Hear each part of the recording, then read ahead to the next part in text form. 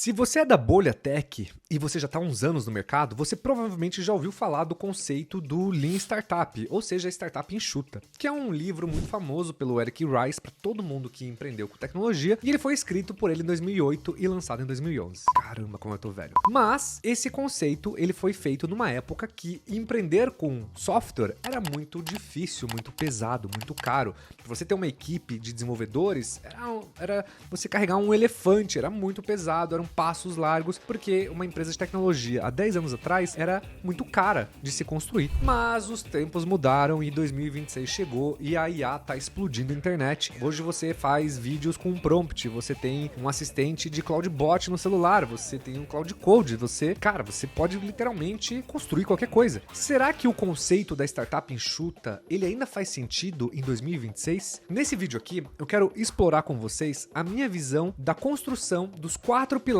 que são fundamentais para você fazer numa startup ou numa empresa de tecnologia atualmente. Porque no final do dia, mesmo que a barreira do produto esteja drasticamente menor, existe ainda a parte de negócios que ela é importante, você tem que entender sobre isso. E eu quero explorar um pouco sobre esse pilar de construção de startups de empresas de tecnologia. Beleza? Então, partiu o vídeo de hoje.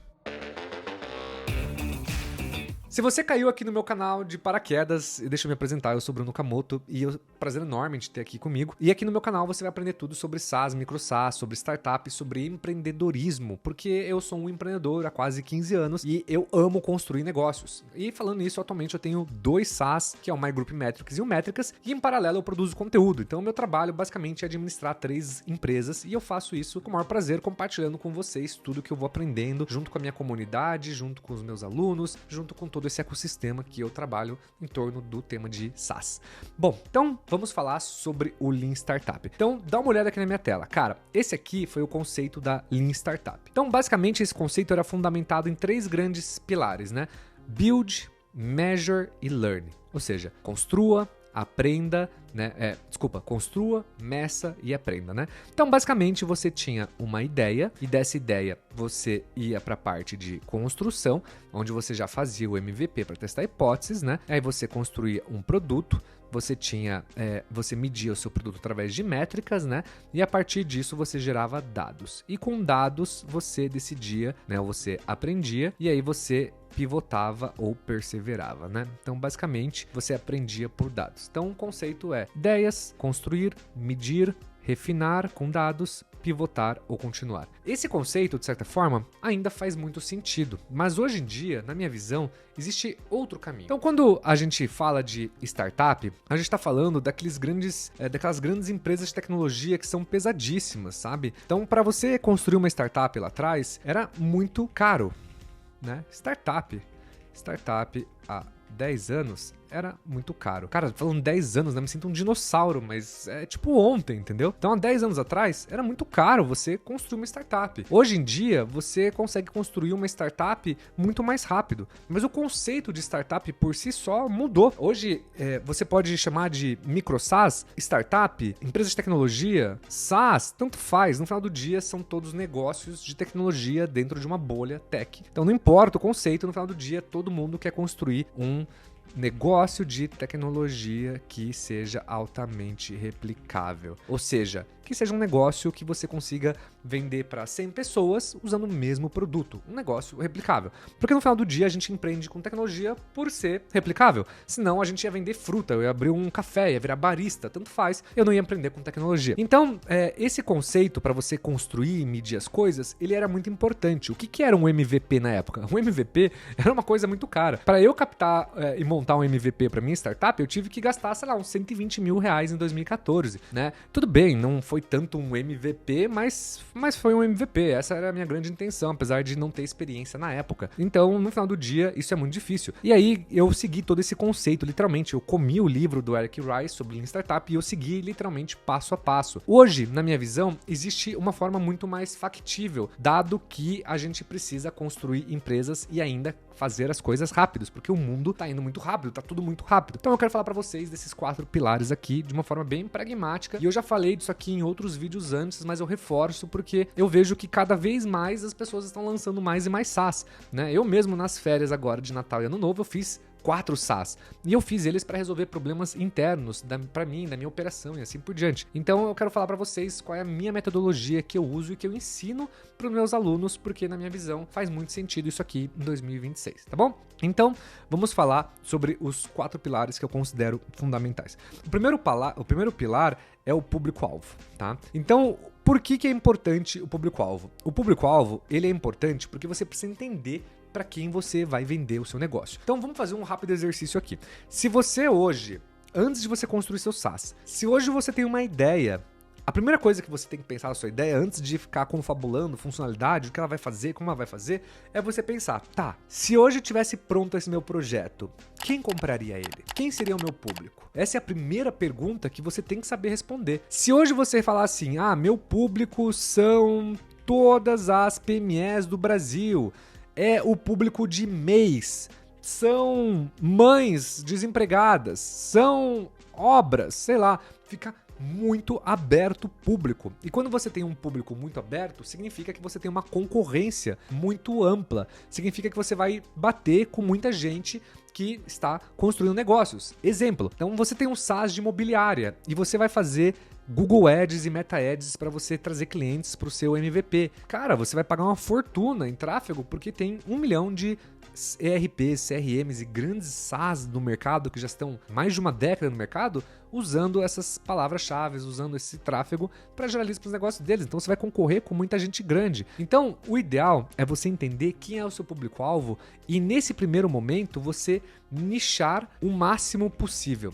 Então, quando você pensar num público-alvo, você vai pensar assim, são todas as PMEs do Brasil. Tá, beleza, né? Mas dentro de todas essas PMEs, quem realmente vê valor? Na verdade são agências. Tá, então a gente tem uma primeira hipótese aqui que são agências. Mas agências do quê? Agências de marketing, agências de automação. Tá, então agências de automação. E assim por diante. Então a gente vai nichando o máximo possível, porque no final do dia é muito mais fácil você expandir de dentro para fora do que de fora para dentro. Então é muito mais fácil você começar dominando pequenos mercados de cauda longa do que você buscar um grande mercado. Um exemplo de empresas que fizeram isso com excelência, né? Então, vamos imaginar aqui que esse aqui é a grande São Paulo, tá? Esse quadrado aqui é São Paulo. Porque senão eu ia ficar demorando muito tempo aqui para tentar desenhar um mapinha de São Paulo, tá? Então, quando o Rappi veio pro Brasil, o Rappi já tinha muita concorrência, principalmente do iFood. Então, o que o Rappi fez? De vez o Rappi focar na grande São Paulo, ele falou assim, não, vamos nos focar na capital de São Paulo. Aí ele falou assim, não, mas de vez fazer capital de São Paulo, vamos fazer em alguns bairros. Vamos pegar alguns bairros. Ele decidiu pegar alguns bairros. Ele falou, não, ao invés de a gente fazer em alguns bairros, vamos fazer só na Vila Olímpia. E aí o que eles fizeram? Eles pegaram e começaram fazendo de dentro para fora. Então eles pegaram o Vila Olímpia, Pinheiros e os bairros mais nobres, e eles começaram a colocar os rapazes de motoboys do Rappi e começaram a colocar a mochila, que é a mochila que todo mundo já viu, do Rappi nas costas, e eles começaram a colocar um monte de motoboy naqueles bairros. E aí as pessoas começavam a olhar aquilo lá e falaram, não, peraí, o que é esse negócio de Rappi aí? O que é Rappi? Nossa, tá todo mundo usando Rappi. Nossa, tá vendo Rappi toda hora aqui. E eles começaram a ver Rappi, e o Rappi ficou na cabeça deles. E aí eles foram fazendo essa expansão gradativamente, de expandir para bairros, depois de expandir para Grande São Paulo, depois de expandir, blá blá blá. E aí eles foram expandindo. Essa estratégia, ela se chama Beachhead Strategy, tá? Aí depois você pode digitar no Google, aí no seu cloud ali e entender mais sobre essa estratégia, né? Mas essa é a estratégia do Beachhead Strategy. Então, essa estratégia ela funciona muito bem, por isso que eu recomendo ao máximo você nichar o seu público-alvo, né? Começar nichando. E aí, quando você entender quem é o seu público-alvo, o próximo grande passo é você entender qual é o seu canal de distribuição. Então, vamos supor que você já sabe quem é o seu público-alvo. Então, vamos voltar a um exemplo aqui que eu gosto de usar, que são...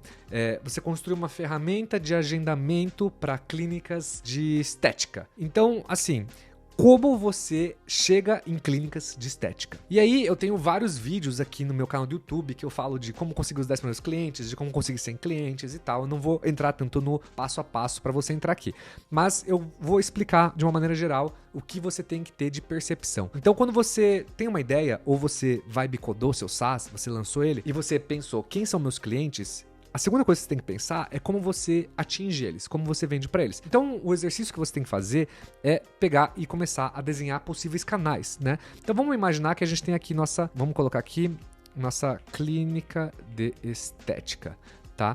Então, a gente tem uma clínica de estética. Então, nosso público-alvo são clínicas de estética. Então, como eu vou chegar nas clínicas de estética? Bom, eu imagino que eu possa fazer propaganda de porta em porta, tá? Ah, sim, mas Bruno, estamos em 2026, propaganda de porta em porta? Aham, propaganda de porta em porta, funciona ainda. A gente também pode pegar aqui, a gente pode fazer, então, com essa aqui, a gente pode fazer ads, né? Então, ads para SaaS, funciona para 90% do SaaS. A gente pode fazer aqui parceria com influenciadores, a gente pode fazer aqui,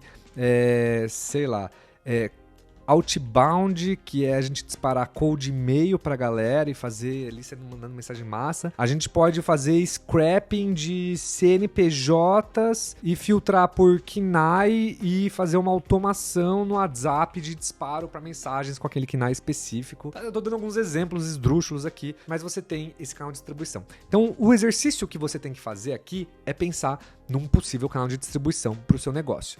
E aí, aqui você tem que dar uma nota para ele, né? Então, que nota que você dá para cada canal pensando em probabilidade de sucesso, né? Então, vamos escrever aqui. Nota, probabilidade de sucesso versus esforço, né? Então, você vem aqui e você dá uma nota sobre a sua probabilidade de esforço versus sucesso. Então, eu vou dar uma nota aqui para cada um desses carinhas aqui, tá? Então, fazer propaganda porta a porta. Qual que é a minha probabilidade de sucesso versus esforço? Puta, eu acho que a probabilidade de sucesso é baixa, o esforço é alta, então eu vou dar aqui nota 4, cara. Eu acho que isso aqui não vai dar boa. Ads, cara, a probabilidade de sucesso ela é mais alta, o esforço também é mais ou menos e tal. Eu vou dar uma nota 8 aqui, que eu acho que faz sentido o Ads aqui. Influenciadores, eu vou dar uma nota 6, vai, porque não é tão simples você fazer de graça. Você provavelmente vai ter que pagar, ou os caras vão querer alguma coisa em troca, né? Fazer cold e-mail, eu vou dar uma nota 6 também, né? Então, assim, você pode sair montando uma estrutura de cold e-mail e tal, funciona, né? Ah, fazer spam no WhatsApp aqui, puta, nota 7. A probabilidade de sucesso é boa, o esforço é mais ou menos. Então, assim, dê algumas notas e começa a pensar quais são os canais que você alcançaria essas pessoas, por onde você iria, o que você iria fazer, tá? Então, tudo isso aqui que eu tô sugerindo pra você é em paralelo à construção do seu SaaS, né? Porque a gente tá num momento da história que agora, né, construir um produto é muito mais rápido. Então, a gente tá aqui seguindo ainda a estrutura parecida com o do Lean Startup, né? A diferença é que aqui eu começo pensando em público-alvo, não pegando a ideia e jogando no mercado para ver quem cola, né? Segundo, o terceiro ponto aqui que a gente tem que pensar é a parte de proposta de valor. Puta, Bruno, não aguento mais ver você falando de proposta de valor. Eu sei. Ainda vou falar muito. Então, proposta de valor, ela é fundamental. Então, a proposta de valor é uma reflexão que você tem que fazer o seguinte. Se as pessoas que usam o seu SaaS, né? Então, vamos pegar a nossa clínica aqui, né? Então, a gente tem uma ferramenta aqui. A gente tem uma ferramenta de agendamento para clínicas de estética, tá? Então, a gente tem aqui a nossa ferramenta de clínicas de estética.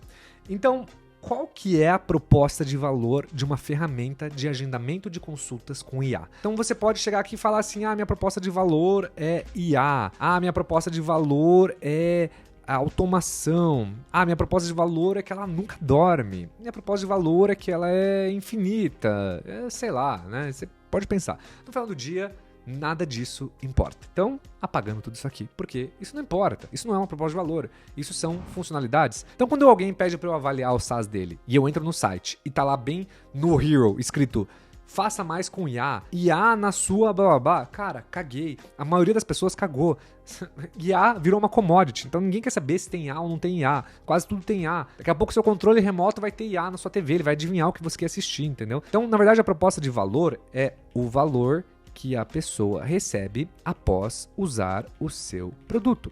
Então, vamos pensar aqui na nossa clínica de estética. Qual é o valor que as pessoas recebem ao usar o nosso produto? Então, vamos pensar aqui juntos com a nossa clínica de estética. O primeiro valor é que a a gente tem, vamos pensar assim, nós temos um comercial que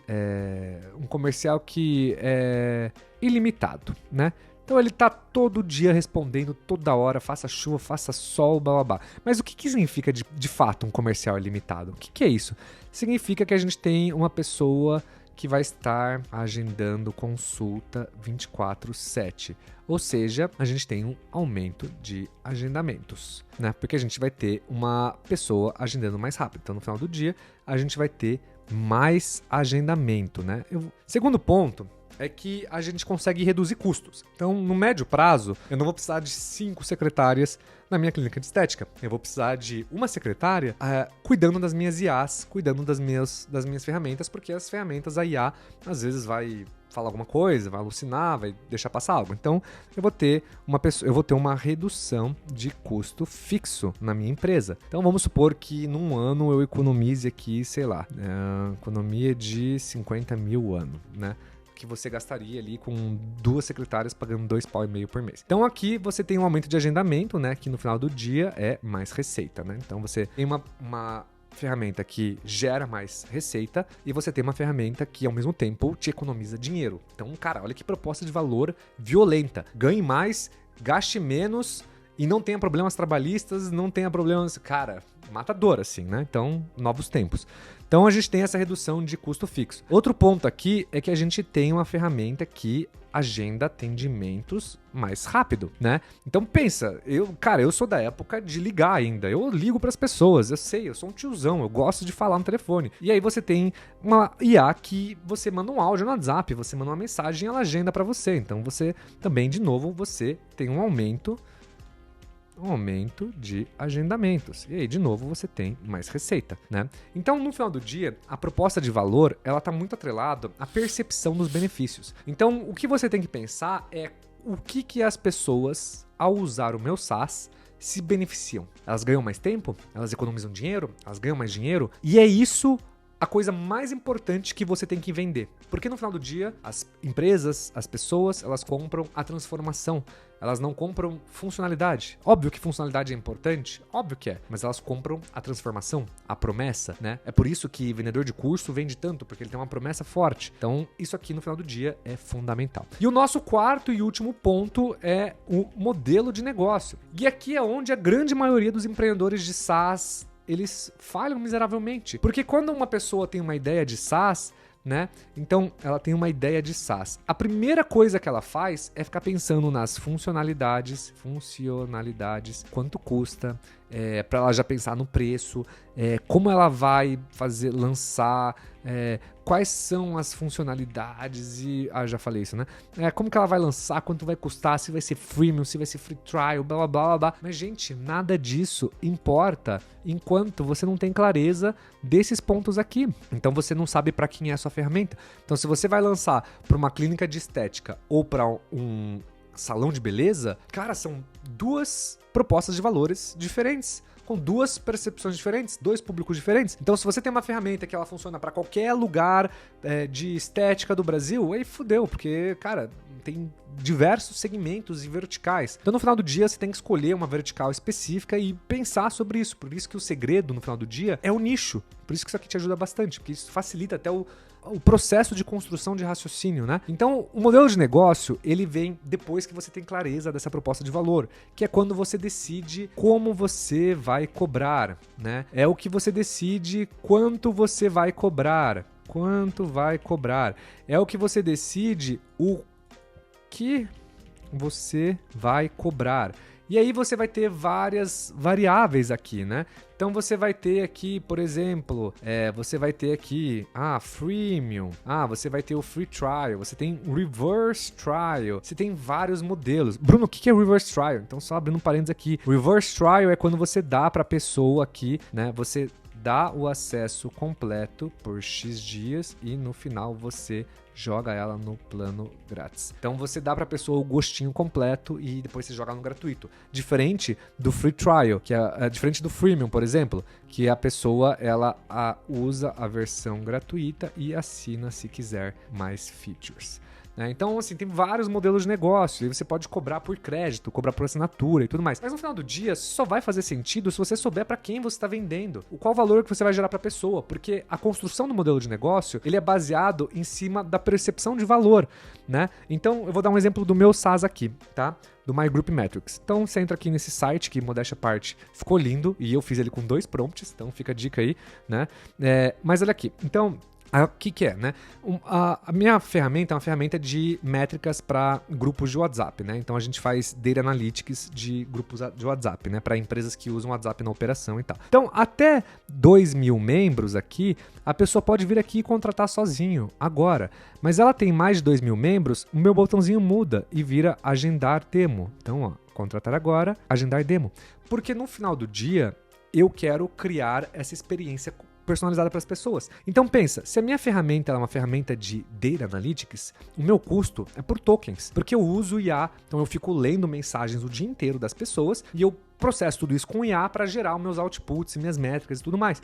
Mas o meu custo é por token. E no final do dia, eu cobro por quantidade de membros. E aí você fala para mim, mas Bruno, como que você chegou a essa conclusão? Porque pensa comigo, cara, quanto maior a comunidade, mais essa empresa, mais essa operação ela é complexa e mais ela demanda de robustez. Então, uma empresa pequena, que tem 1.000 membros aqui, ela é uma operação pequena. Se eu fosse cobrar por quantidade de mensagens, as pessoas não iam nem saber quanto que elas iam pagar. Pensa, chega uma empresa e fala, cara, mas tem dias que eu tenho 1.000 mensagens, tem dias que eu tenho 5.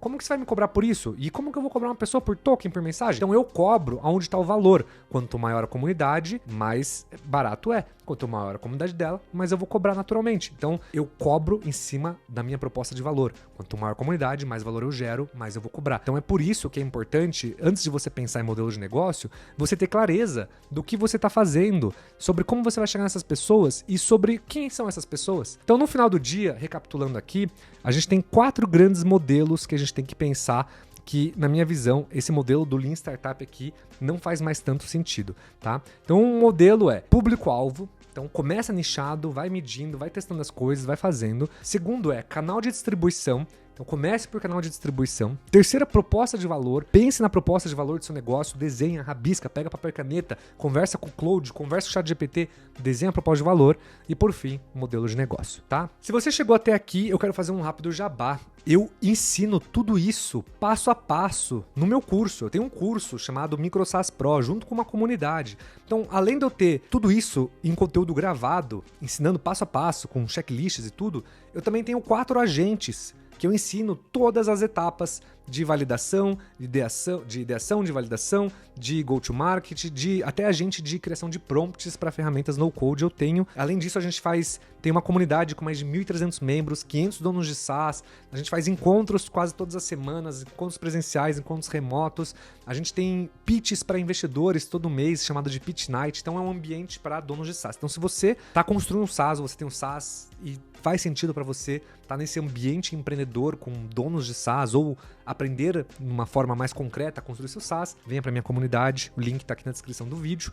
E se você chegou até aqui, gratidão, deixa seu like se esse vídeo foi útil para você e eu te vejo no próximo vídeo, beleza? Tamo junto!